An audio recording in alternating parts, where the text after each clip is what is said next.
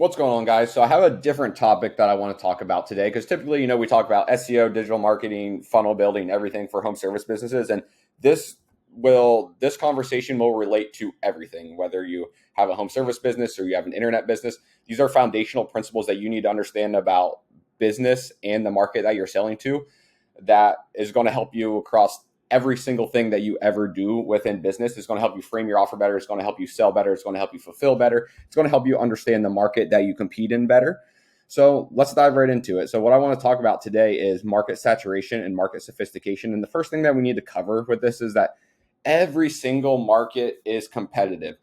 There is no market that exists where there is no competition. If it makes money, you will be in competition. And the only time there's no competition is at the birth of a new market. So when AI first comes out, minimal competition. Now loads of competition of AI tools out there because it's a way to make money. So if there's a good business model that can make money, somebody's going to do it, right? And then within these markets, there's always going to be someone with deeper pockets who has more experience and a better network than you. But these are all just, that's an excuse that you can tell yourself as to why you can't win. And I see a lot of people do this. And you're not wrong. You got to pick the game you play. And we're going to talk about game selection here later in this presentation. But what I want to first talk about is just my beliefs that market saturation is an absolute myth. So, for example, starting with us at Stryker Digital, there's thousands of SEO agencies out there. You could definitely say anyone could come in and say, oh, this is going to be terribly difficult because of the amount of market saturation, because there's so many people offering this. So you have to have a unique angle, a unique mechanism that will allow you to sell it. For us, it was doing free work up front. We used to do free work. I built tons of free websites for people. That was a way in. Yes, the market was saturated, but there's always a unique angle that you can come in and find your way to build your business. The same thing goes for my wife. She's a fitness influencer. So she has a online coaching business. She works with females, nutrition coaching, lifting, all of that sort. And you could say that's one of the most saturated markets ever, because if you open up Instagram, what are you going to see? It's going to be all over your Explore page. It's going to be half the people you follow are posting fitness and health content. But somehow she found a way to build a connection with her audience, to monetize it, to build a business and help people, right? These are just excuses you tell yourself. And you can see examples of this all over. Like if you're watching this video, you're watching this video on Twitter right now. And what you're going to see on Twitter is you're going to see people that are like 25 years old and they started a pest control company. They're 21 years old, they started a roofing company, whatever it is, those markets already have a lot of competition. And if you're that age coming into those markets, you're probably going to have a lesser amount of money than all the competitors in there. But somehow, time and time again, right, these operators come in and make an impact and grow their business and outpace their competitors.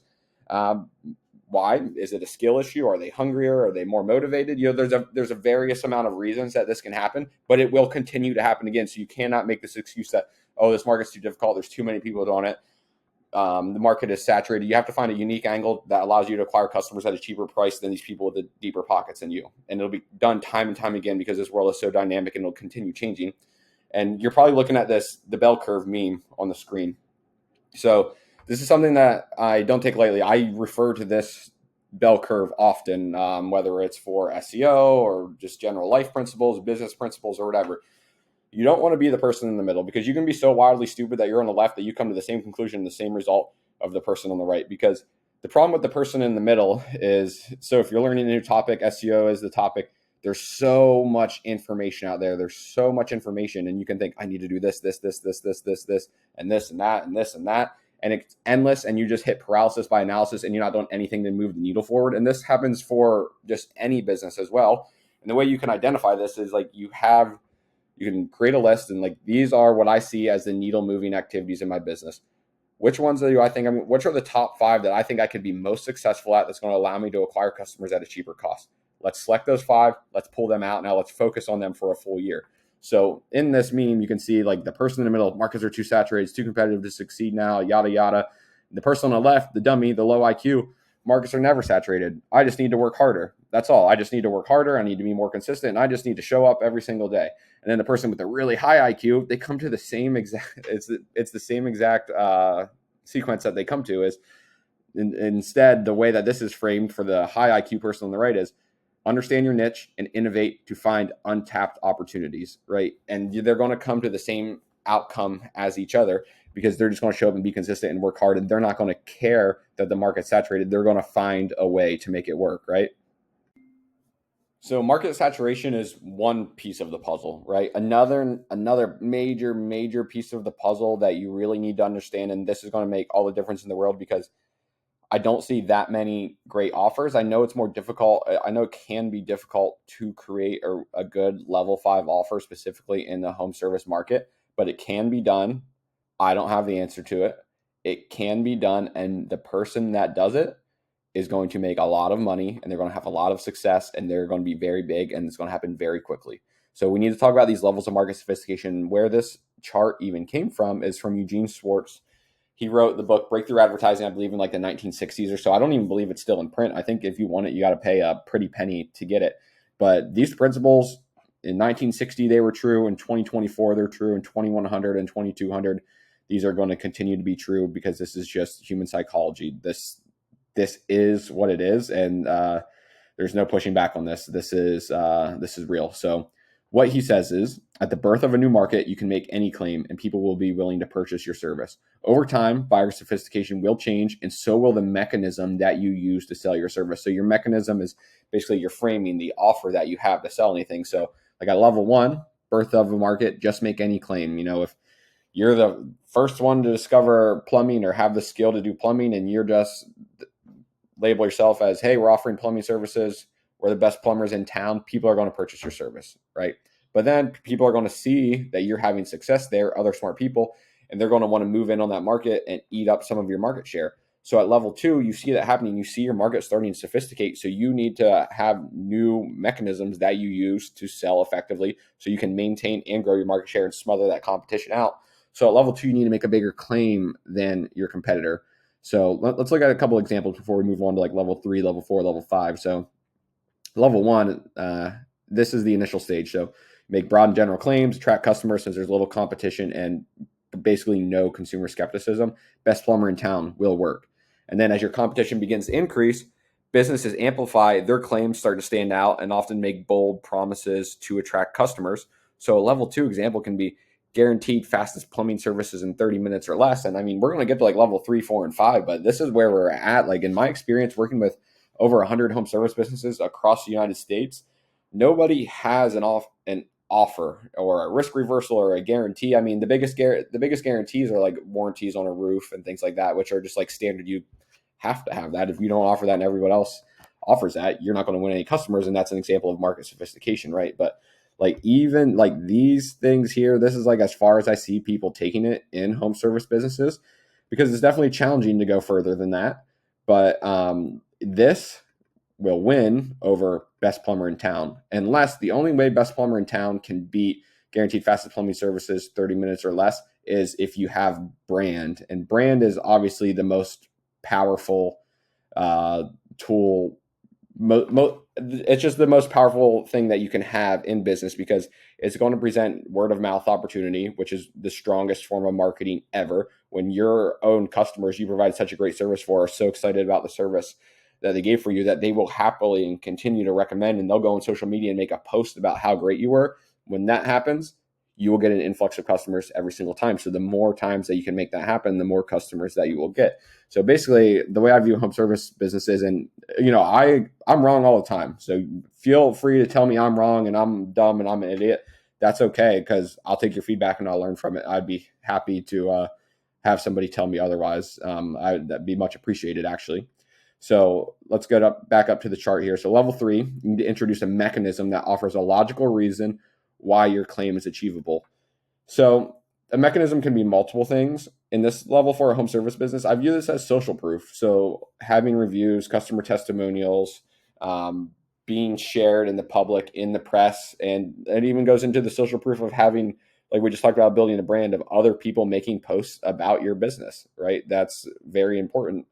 Because what's going to happen in the mind of the buyer, the more reviews you have and the more work that they can see that you've completed and you've done it successfully and you have happy customers, the probability in their mind decreases that you are not able to achieve their desired outcome. So the lower you can decrease that, the higher probability that this person is going to purchase from you, and they will even purchase at a premium price compared to your competitors, because of the certainty. So you can even think like, if you're on Amazon, and I use this often, and there's a screwdriver, and the screwdriver is $15, and this screwdriver has 20,000 reviews on Amazon, and there's pretty much an identical screwdriver that's $8, and it has 5 reviews. You're going to see that more people are going to buy the one with 15,000 reviews versus the one with like 500 reviews, even though they're pretty much the identical same product as each other.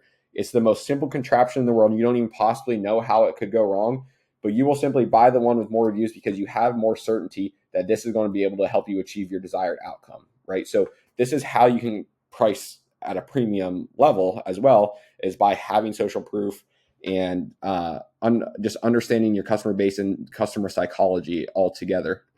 So at level 3, you could say, at this stage, businesses provide logical explanations or mechanisms to justify their claims, addressing consumer skepticism with detailed reasoning. So this is how you make yourself stand out as a professional above the others. So from the average guy that just drives a truck that's just going to show up to your house and there's no brand or anything like that, he doesn't have a ton of social proof, and he's going to price lower, right? But how can you beat him? By being more professional with your branding, with your offer, and how you communicate the effectiveness of your service to your customers. So certified technicians using advanced leak detection technology for quick plumbing fixes. This is a way to separate yourself. This is a unique mechanism that you have that you can diagnose the problem and solve the problem faster than everybody else. Level 4 and 5 get a little bit crazy. I had a hard time actually making examples of this, but at level 4, businesses further have to refine and improve their mechanisms, offering advanced or upgraded services that surpass previous offerings. So, for example, if you're a kitchen remodeler or whatever it is, if you just say, I do kitchen remodels and here's some pictures of my work and it looks good, and other people say the same thing, how can you separate yourself? Is it going to be a race to the bottom for price? Here's just a unique mechanism that you can have that nobody else is going to have that will potentially work. If this makes sense for your business, it does. If not, this is the best example that I could come up with for this, but it's enhanced home repair services with a 2-year warranty and 24/7 customer support. This is a unique mechanism that is going to set you apart from all of the rest. At level 5, this one was a difficult one to put together, but this is the most mature stage. And honestly, businesses that have been around for a long time, like industries that have been around for a long time, are going to be at level 5. So if you can find a way to have this unique mechanism, you have all of your social proof, you can combine all these together into your marketing language, into your copywriting, into your ads, you're going to crush your competition. It's absolutely logical that that's the outcome that you're going to achieve. So an example of a level 5 offer would be sign up for our smart HVAC monitoring service. Our sensors track your system's performance 24/7, alerting you and scheduling maintenance before issues arise, ensuring optimal efficiency. So people can be comfortable that you are going to be with them and service them, and you're going to take care of any problems before they happen. And truly, that's what everybody wants. They don't want to go to a doctor that's reactive. They want to work with someone that's proactive. So that's an example of a level 5 offer formulation, market sophistication that you can have in a home service business. I know this might not make sense for everybody. This one might not make the perfect sense, but you can get the idea of where I'm going with this. You need to have a stronger and more unique mechanism than everybody else. You will stand out and you will crush.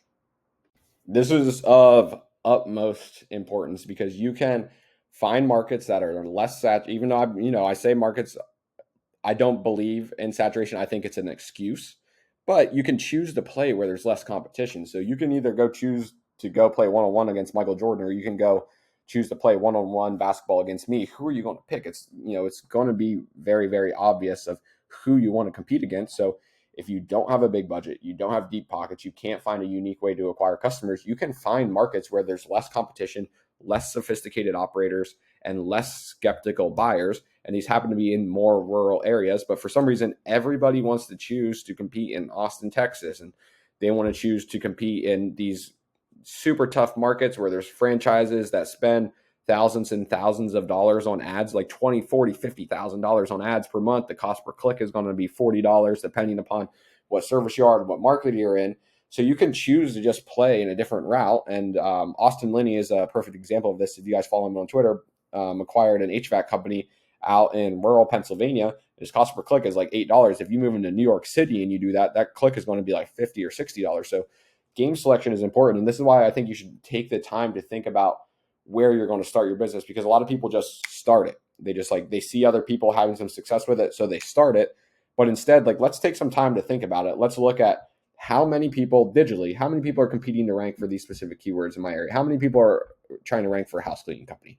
300. Let me look at this suburb over here in Iowa, outside the Iowa Hawkeye area where maybe the professors live and doctors live and things like that. Now let me see. There's 300 in this market. Okay, there's only 150 in this market competing for these keywords. So, okay, now I'm already a little bit more interested in this market. You can see how you can think through these problems and select the game that you play. Now let's talk about strategies to overcome sophistication and competition. So these are 3 here, and we're going to talk about them a little bit more in depth with each. So 1, the more you spend, the more you will win. How can you pay the most to acquire a customer and still win? How can you pay more in a customer acquisition cost and still beat your competitors? I know right now you're thinking, this sounds crazy, Andy. If I want to spend more money to acquire customers, my profit margins are going to go down. I'm going to break even, and I'm not going to make any money. We'll cover that. We'll talk about that. Leverage your existing customer base. If you are providing an excellent service for people, they will be happy to recommend you to everybody else, but sometimes you need to incentivize them. You need to give them a little kick in the butt to do so. So this could be a double-sided incentive program. If you're a house cleaner and you have a customer that you've been working with for a while, and you send them a text, you send them an email, and you say, hey, if you recommend somebody and they book a cleaning with us, we're going to give you your next cleaning free, double-sided incentive, and then make it a double-sided incentive and say, we'll also give them 50% off their first clean. So now it makes sense for everybody. It's logical. Everybody wins in this scenario. You get another customer that you can provide an excellent service for and potentially turn them into a reoccurring customer. And the customer that did this for you now gets the incentive of, now I have a free clean. This is awesome. This is great. You already provided a great service, and these people are going to love having you as well. So I know this is going to work out fine.